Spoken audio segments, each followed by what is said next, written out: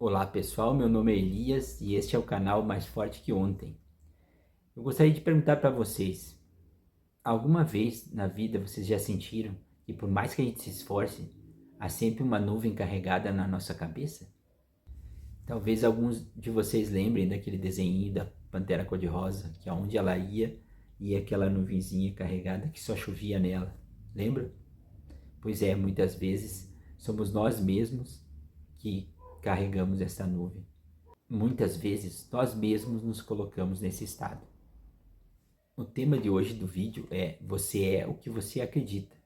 Aproveita e já se inscreve no canal Mais Forte que Ontem. E eu não estou falando aqui de sorte ou azar. Não. Eu estou falando aqui de algo que o Henry Ford já dizia. Quer você acredite que consegue, quer você acredite que não consegue, você está certo. Eu atuo no serviço público há muito tempo e o que eu mais vejo no meu dia a dia são pessoas imensamente capazes, porém travadas, porque a mente delas se tornou mestre em procurar problemas. A gente ficou campeão de identificar aquilo que vai dar errado. E aí você vai ao médico e já vai pensando: já vai me falar daquele exame caro para fazer. Ou então você pensa: meu filho tirou nota baixa, ai meu Deus, falhei como pai. Você está andando com o teu carro e você ouve um barulhinho. Você já diz: lá se vai o meu dinheiro. Vou ter que entrar no cheque especial.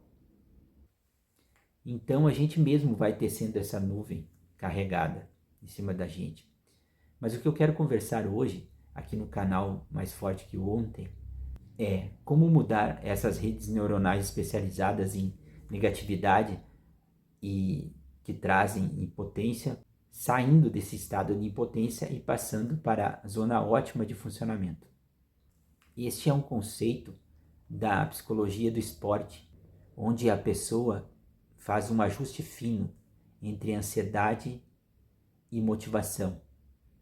Algumas pessoas funcionam melhor sob pressão, outras nem tanto. O importante é você encontrar o seu estado de fluxo, aonde as coisas fluem e rendem melhor. É quando você observa ao teu redor e vê de todos os recursos que você tem disponível e consegue fazer o melhor com aquilo que você tem. E aí tem os seus melhores resultados. Sabe o que acontece? O nosso cérebro se acostuma. As nossas redes neuronais vão sendo moldadas pelas nossas emoções, nossas experiências e memórias. Por exemplo, nós podemos pensar num ambiente que cria memórias que fazem com que a pessoa depois tenha um modo de pensar específico. Por exemplo, uma criança que é criada num ambiente hostil, onde ela é muito cobrada, existe violência por parte dos pais e das pessoas que vivem ao redor.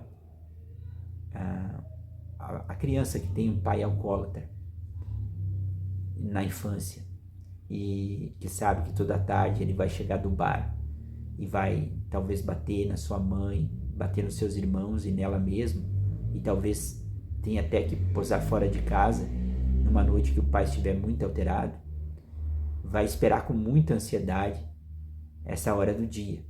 Pode ser até mesmo que tenha sintomas de ansiedade. A criança fica muito ansiosa esperando aquele momento. E para se proteger, ela fica em estado de alerta. Ao menor risco, ela costuma reagir para não se machucar, para poder se salvar daquele momento. Ela fica em alerta máximo.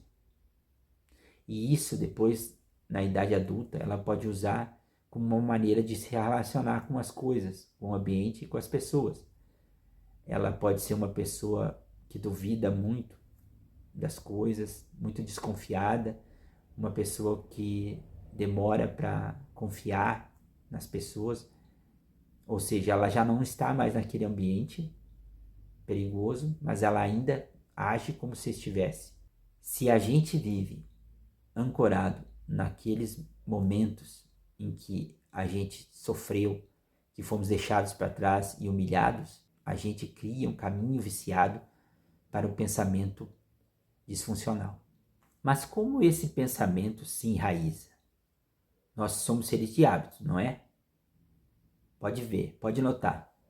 Quando você entra numa sala de aula para estudar, quase sempre você procura as mesmas cadeiras. Quando você vai dormir à noite, você dorme sempre daquele lado da cama. Tem aquele mesmo travesseiro. Parece que sem aquele travesseiro você não vai dormir, né? Você vai tomar banho e já deixa o chinelinho pronto para quando você sair do banho, a tua toalha em tal lugar. E isso é feito porque o hábito, ele gasta menos energia. O cérebro não precisa pensar muitas vezes, porque aquele caminho já foi feito várias vezes. É como quando você aprendeu a dirigir. No começo você tinha que pensar muito ao levantar o pé da embreagem e pisar no acelerador. Você não podia nem ligar o rádio, você tinha que pensar no retrovisor, você tinha que pensar no que ia fazer depois, então não podia ligar nem o rádio para não se distrair. Mas com o tempo você aprendeu e aquilo ficou automático e não gastou mais energia. Então você pode dirigir tranquilamente, ouvindo rádio, até conversando com outra pessoa, e isso não interfere mais nas suas ações. O problema é que aí você criou um hábito. E se for um hábito de pensamento, o que isso pode causar na tua vida? O problema é o efeito acumulativo desses pensamentos. Antes ele era só um pensamento, mas aí ele se ligou em outro pensamento, que se ligou em outro pensamento. Você criou uma estrutura especializada em ver o lado ruim das coisas. É como uma erva daninha que cresce em silêncio e quando você percebe, ela já tomou conta do seu jardim. Aí surgem aquelas frases na sua cabeça o tempo todo. Se eu tentar, eu vou fracassar. Eu não vou porque eu não vou gostar. Tudo que eu começo nunca dá certo. Ou coisas desse gênero. E cada frase dessas é um tijolo a mais na construção da sua autossabotagem. Eu vou explicar isso usando uma analogia simples. Digamos que você foi morar num sítio. E aí você percebe que você precisa de água para sobreviver. E você dá uma olhada na sua área e percebe que tem um poço, uma fonte de água a 800 metros de sua casa. Aí você pega o facão e abre uma picada até esse local. E aí todos os dias você passa por esse trajeto para buscar água. E aí você percebe que aonde você passa não nasce mais nada. E andando todos os dias por ele, você percebe que este caminho fica limpo e familiar. Mas aí um certo dia um vizinho bate a sua porta e diz assim: vizinho, eu acho que você não precisa andar esses 800 metros. Tem um poço aqui a 200 metros da sua casa. E é naquela direção. Aí você reluta um pouco, você pensa: poxa, mas eu já abri o caminho. Já está mais fácil por lá, já estou acostumado. Mas no fim você chega à conclusão que não vai andar todos os dias 600 metros a mais apenas porque não quer abrir um novo caminho. E aí você pega o seu facão e mais a foice e o machado que conseguiu emprestado com o seu vizinho e abre um novo caminho. A 200 metros de sua casa você tem água e todos os dias você passa por aquele caminho. Ele fica tão limpo quanto o outro. E porque você não caminha mais pelo outro caminho, o que vai acontecer? O outro caminho vai se fechar. Ele vai se fechar e se passar um tempo, vai ser como se nunca ninguém tivesse feito aquele caminho anteriormente. O seu cérebro funciona exatamente assim. Ele prefere o caminho mais limpo. Portanto, aquele que você já percorreu muitas vezes, que é familiar, você nem precisa pensar muito e você já faz o mesmo caminho. Porém, não é porque é familiar e conhecido que ele é um caminho melhor. E veja bem, o vizinho falou, você tem o conhecimento, mas o conhecimento só se transforma em sabedoria quando você coloca em prática na tua vida. A ferramenta está ali, o vizinho lhe emprestou. Além do facão, a foice e o machado. Mas ele não pode usar por você. É você que tem que abrir esse caminho. A psicoterapia estimula a neuroplasticidade. Ela trabalha oferecendo ferramentas de autoconsciência e gerenciamento das emoções que, se forem colocadas em prática, mudam a forma como você estabelece os seus pensamentos. E isso é comprovado por pesquisas, tem inúmeros trabalhos mostrando, inclusive de imagens da estimulação do cérebro, que são colocados os testes feitos antes da psicoterapia e depois da psicoterapia. É possível perceber que as áreas do cérebro estimuladas são outras. Portanto, você estabelece novas redes neuronais através da psicoterapia. Para deixar mais claro a questão da neuroplasticidade, por que este nome? Neuro, porque são os neurônios, né? As redes neuronais. E plasticidade, devido ao material que é o plástico, porque o plástico se adapta a várias formas, ele toma várias formas e ele é um material muito maleável. Então, por isso que os caminhos no cérebro são plásticos, eles podem se transformar em outros caminhos, em novos caminhos. Um outro exemplo que podemos citar é quando se tem alguma lesão no cérebro, ou mesmo uma pessoa, por exemplo, fica cega, ela acaba desenvolvendo muito mais o sentido do olfato, da audição, do paladar, do tato, porque não pode mais contar com a visão. Então o cérebro encontra novos caminhos para compensar essas funções. Assim também acontece quando a pessoa tem um derrame, que tem alguma dificuldade da fala ou mesmo uma dificuldade motora. Se ela trabalhar com fonoaudiólogos e reaprender, ela pode reaprender a falar, e com fisioterapeutas ela pode reaprender os movimentos. O cérebro, então, tem a capacidade de compensar os velhos caminhos com esses novos caminhos feitos após a estimulação cerebral. Além da psicoterapia, existem outras formas também de estimular novos caminhos neuronais. Por exemplo, o exercício físico ajuda a fixar novos caminhos. Também, um dos melhores exercícios para estimular o cérebro é aprender uma nova língua.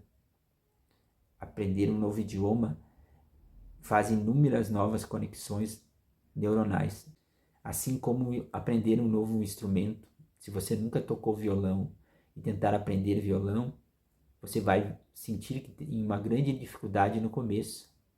Mas à medida que você faz as novas conexões e força o teu cérebro a fazer esses novos caminhos, você está agregando inúmeras outras redes neuronais que podem ser alternativas para resolver futuros problemas. Além disso, é comprovado que o sono também estimula a criação de novas redes neuronais. E, por último, poderíamos citar a meditação, também como um ótimo estimulador de novas conexões neuronais.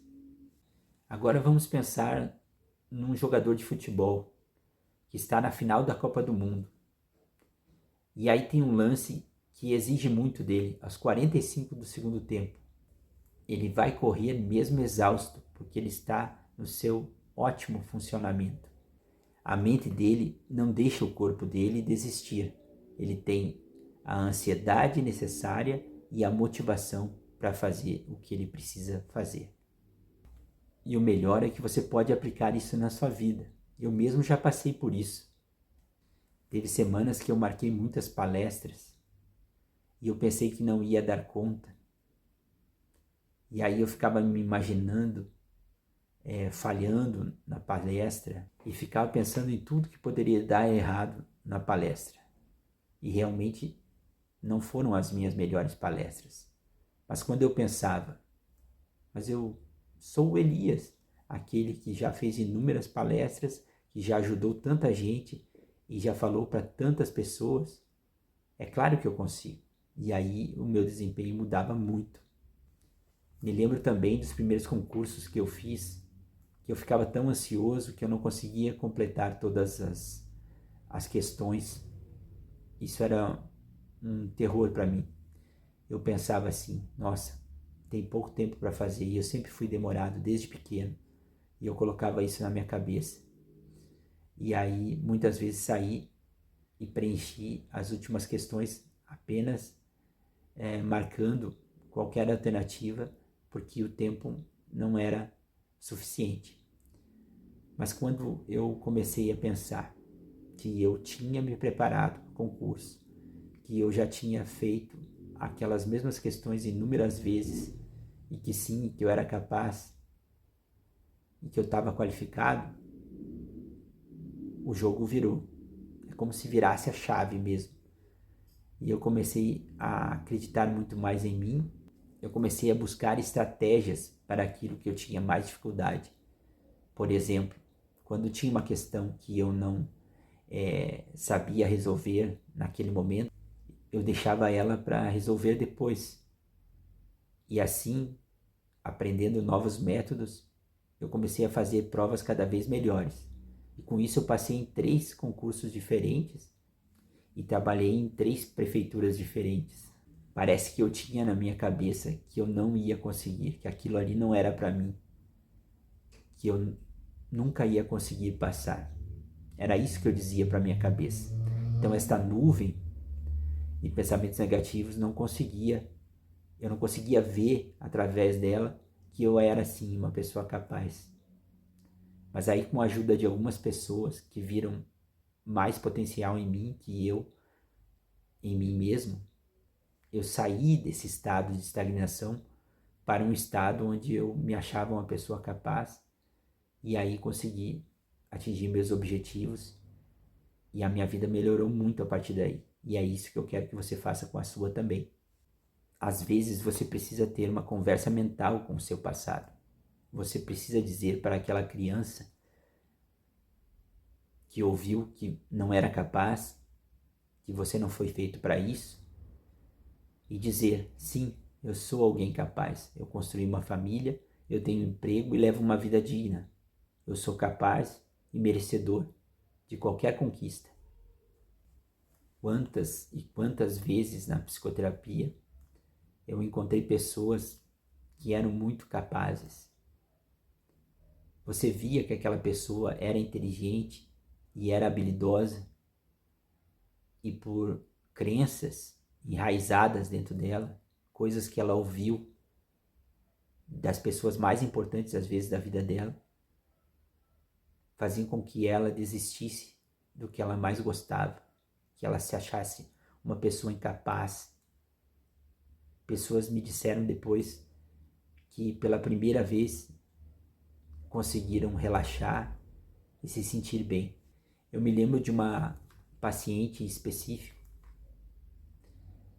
Ela era uma pessoa que já tinha passado da meia-idade, e ela me disse que nunca dançava em lugares públicos porque achava que não dançava direito ou que todo mundo ficaria olhando para ela.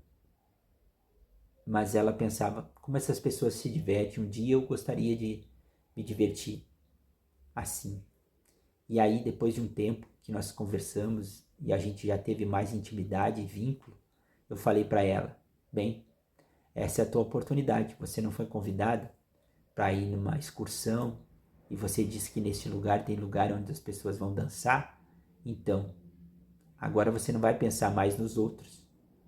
Você vai pensar no que você tem vontade e vai relaxar, porque a opinião dos outros não importa.